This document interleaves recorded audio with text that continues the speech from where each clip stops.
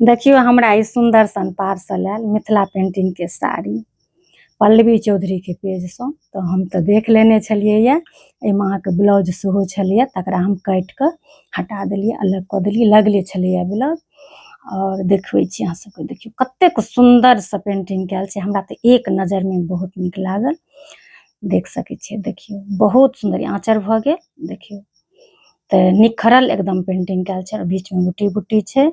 और देखियो कतेक चौड़ा क के अहाँ के सुंदर से, देखियो कतेक सुंदर से अहाँ के पैर छै बॉर्डर। तो हमरा तो बहुत नीक लागल। अगर अहूँ सबके पसंद पड़ैया, लेबऽ चाहे छी, हिनकर नंबर हम स्क्रीन पर दऽ देने छियै, एहि पर संपर्क कऽ सकै छी।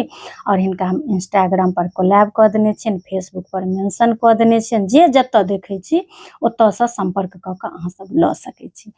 देख सकै छी, देखियो कतेक सुंदर से हमरा तो बहुत नीक लागल। अहाँ सब बतायब जे हमरा देह पर केहन लागे छै। देखियो एकदम खूब सुंदर से अहाँ के एकदम जे पेंटिंग केने छथिन हुनकर हाथ खूब बैसल छनि।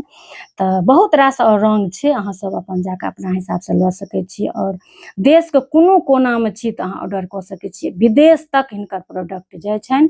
तो अहाँ सब देश विदेश जतऽ रहै छी एक बेर जरूर हिनका से संपर्क करू, कियाकि मिथिला के बेटी छथि और ई दरभंगा में रहै छथि। तो अगर नजदीकी केओ छी तो अहाँ सब ऑफलाइन जाके सेहो लऽ सकै छी, खुदरा में होलसेल में, जेना जिनका लेबाक अछि जाके देख के अहाँ लिअ। बहुत नीक रेट पर अहाँ के भेट जायत, उचित मूल्य पर, और नीक सामान अहाँ के देतथि। एकदम विश्वास कऽ सकै छी, एतेक हम आश्वासन दै छी अहाँ सबके। तऽ देख सकै छी अहाँ सब, मिथिला पेंटिंग कोनो पहचान के मोहताज नहि छै, कतौ देश दुनिया में चलि जाउ तऽ लोक बुझि जायत जे अहाँ मिथिला से छी।